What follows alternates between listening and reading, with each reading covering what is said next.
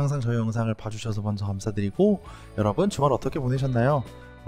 세상에서 바쁘게 회사에 치여서, 일에 치여서, 학업에 치여서 살다가 주말 푹 쉬셨는지, 주말 잘 즐기셨는지 궁금합니다. 그러면 오늘도 기독교인 생각거리 신선하게 시작해 보도록 하겠습니다.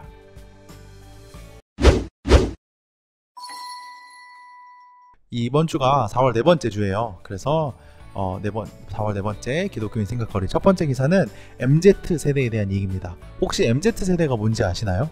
MZ세대는 80년대부터 00년대생에 이르는 지금 19살에서 39살 정도를 지칭하는 의미라고 해요. 사실은 어떻게 보면 가장 구매력도 있고 소비에 대한 욕구도 많은, 그리고 우리를 되게 중요시했던 그전 세대들에 비해서 개인이 좀 더 중요시되는 그런 세대인데, 이 MZ세대들이 이런 얘기가 있어요. MZ세대 연애 못한다고? 그건 코로나 때문이거든요 라는 기사가 있었어요. 어떤 얘기냐면, 이제 MZ세대가 연애와 결혼을 하지 못하는 이유가 많잖아요. 사실 여러분들이 연애와 결혼을 얼마나 잘하고 계실지는 잘 모르겠지만 되게 다양한 이유가 있겠죠. 데이트 폭력 등 흉흉한 소식 탓에 좋은 사람 찾기가 더욱더 어려워졌고, 사실은 또 결혼이나 그 이후의 것들, 그리고 만나는 것들에 대해서도 이제 물가가 되게 많이 오르면서 뭔가 그런 것도, 그런 소비도 사실 좀 걱정이 되잖아요. 그리고 또 가장 크게 최근에는 이제 코로나19 때문에 사람을 참 만나기가 어렵죠. 그런 것 때문에 MZ세대가 이제 MZ세대, 어떻게 보면 2030 세대가 코로나19로 이제 취업난, 경제난, 미래 설계, 인간관계에 이어서 연애까지 잃어버렸다고 발표가 됐습니다. 이게 한 설문에 나온 얘기인데 참 좋은 사람 찾기가 하늘의 별 따기인 것 같이 어려운데, 저희는 만남의 축복을 주세요 라는 기도도 많이 하잖아요. 여러분들도 좋은 만남 계속해서 이어주셨으면 좋겠습니다. 포기하지 마세요. 네, 다음 기사는 우연히 또 연애와 결혼에 대한 이야기입니다. 혹시 저희 나라 출산율이 낮다는 얘기 다들 잘 알고 계시죠?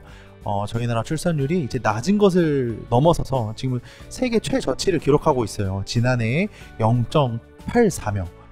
이 0.84명은 뭐냐면 가임 여성 한 명당 이제 출산하는 아동의 수라고 보시면 되겠죠. 근데 이게 참 다양한 사회적 문제를 주고 있고, 그리고 이거에서 가장 어려운 점은 연금제도다. 이제 그러니까 연금을 받아야 될 세대는 점점 늘어나는데 이제 출산율이 낮아서 연금을 낼 세대가 없다라는 이야기겠죠. 사실은 이러한 선례가 없는 인구 절벽 앞에서 정부가 15년간 200조를 투자해서 이제 국민연금의 재정을 유지해보자 라는 이야기도 있었는데 참 쉽지 않은 것 같아요. 어떻게 돌파해야 되냐라는 기사였어요. 근데 이거 같은 경우는 또 그런 생각이 들어요. 저희가 3포 세대, 5포 세대 이런 얘기 하잖아요. 이제 심지어 그런 3포 세대라는 이야기가 나온 지 10년이 됐는데, 이제 그때 3포 세대의 이제 이유가 지금의 출산율 같은 걸로 보여지는 거겠죠. 그리고 되게 재미난 사실 하나 들고 왔는데, 이거 보시면 1학년과 6학년의 입학 정원 차이도 이렇게 많다고 해요. 그러니까 운동장에 세워보면 이렇게 어떤 한 학교에서 1학년 전체와 6학년 전체가 많은 인원의 차이를 보이고 있는 거죠. 이 기사에서는 연구 문제를 가지고 인구 절벽이 문제다, 출산율이 문제다라고 하지만, 이제 그런 걸 떠나서 이제 국가적으로 어떻게 보면 이 출산율에 대해서 왜 출산 안 하느냐라는 것보다 정말로 출산을 왜 하기 어려운지에 대한 고민들, 그거에 대한 해결책들이 많이 나왔으면 좋겠습니다. 지혜롭게 좀 준비를 해야 될 것 같아요. 세 번째는 코로나에 대한 이야기입니다. 기사 제목을 이렇게 적어봤어요. 아직도 마스크 써? 우리 이스라엘은 이제 해외여행국도 받아 라는 이야기예요. 이제 이스라엘이 백신 모범국으로 불리고 있잖아요. 이스라엘 그리고 영국 등등이 이제, 그래서 이스라엘이 세계 최초로 실외 마스크 착용 의무를 해제했습니다. 그러니까 거리나 해변 관광지에서 마스크를 쓰지 않아도 된다는 거겠죠. 그리고 학교에서 수업도 당연히 들을 수 있을 거고, 이제 그러한 행동들이 되게 자유로워진 거예요. 물론 아직도 실내나 사람이 많은 곳에서는 마스크를 착용해야 되지만, 이게 더 계속해서 잘 방역이 유지가 된다면 점점 그런 것도 풀린다고 해요. 이렇게 코로나 이전으로 돌아간 나라가 처음으로 어떻게 보면 등장했습니다. 물론 이스라엘의 상황이 완벽하다고 볼 수는 없을 거예요. 사실은 아직도 발병률이 0은 아니니까요. 그렇지만 그래도 이렇게 뭔가 좋은 소식이 왔다는 것 자체가, 저희도 백신을 조금 맞고 있다는 얘기가 들리고 있는데, 그것처럼 잘 이런 코로나19의 위기를 더욱더 잘 지나갔으면 좋겠습니다. 여러분들도 이 코로나 때문에 코로나 블루라는 그 우울증에 걸리지 마시고 조금 더 코로나가 있더라도 기쁘게 새로운 집에서나 작은 모임에서 새로운 것들을 많이 도전해 보시면 좋을 것 같습니다.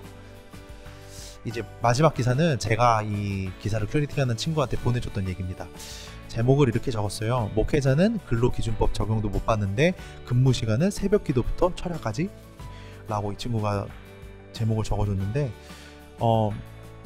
이제 여러분도 여러분 주변에 교회 전도사님, 목사님, 강도사님 등등의 그 사역자분들을 보시면 이런 일까지 직접 해야 하냐라는 것처럼 새벽기도 운전도 하시는 분도 계시고 이제 그런 이야기 많이 보고 들으셨을 텐데, 근데 이렇게 업무 범위가 넓고 그리고 업무 시간도 명확하지 않는 이 목사라는 직업이 심지어 멀끔하게 차려입고 다녀야 되잖아요. 되게 깔끔하게 입고 다니시고 정장도 입으시고 이렇게 하게 되는데, 이런 분들이 사실 근로기준법을 적용받지 못하고 있습니다. 저희 같은 경우는 회사를 다니실 때 근로기준법을 적용을 받아서 4대 보험도 들고, 그래서 되게 다양한 어떻게 보면 보호를 받잖아요. 근무 시간도 얼마를 넘으면 안 된다든지, 그리고 최저임금도 명확하게 정해져 있고 그런 것들이 있는데 이제 목사님들 같은 경우는 이게 근로자로 명시가 되지 않기 때문에 어떻게 보면 사례비라는 이름으로 때로는 착취 또는 섬김의 경계에 서 있다고 보실 수 있을 것 같아요. 이런 것들에 대해서 조금 많이 저희가 경각심을 가져야 되는 거 아닌가라는 생각이 듭니다. 또 이 에디터는 이런 말을 적어줬어요.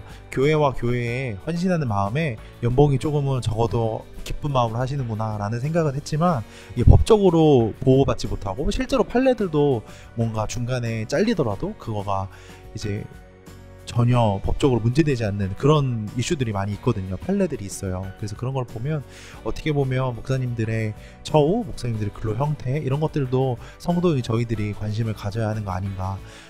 물론 반대편에서는 미국에서도 이런 이슈가 있는데, 대형교회나 어떤 몇 분의 목사님들이 너무 많은 연봉을 받아가는 거 아니냐라는 이야기도 있습니다. 근데 그런 부분을 가지고 서로도 저희가 목사님들의 이런 처우에 대해서 같이 고민해 볼 필요가 있습니다. 여러분들도 한번 생각해 보시면 좋을 것 같아요. 이번 생각거리는 어떠셨나요? 여러분들도 오늘 월요일 또 한 주 기쁘게 활기차게 시작하셨으면 좋겠고, 저희가 마지막에 빌립보서 성구 적어놨습니다. 빌립보서 4장 12절에서 13절, 내가 비천에 처할 줄도 알고 풍부에 처할 줄도 알아 모든 일에 배부르며 배고픔과 풍부와 궁핍에도 일체의 비결을 배웠노라. 내게 능력 주시는 자 안에서 내가 모든 것을 할 수 있느니라. 혹시나 이번 주에 중요한 이슈나 중요한 일이 있는 분들도 하나님을 붙잡고 주님과 함께 이겨내셨으면 좋겠습니다. 그럼 오늘도 영상 봐주셔서 감사하고 구독과 좋아요, 그리고 주변에 이런 뉴스를 봐줬으면 하는 친구들에게도 많이 알려주세요. 감사합니다. 오늘도 안녕, 바이바이.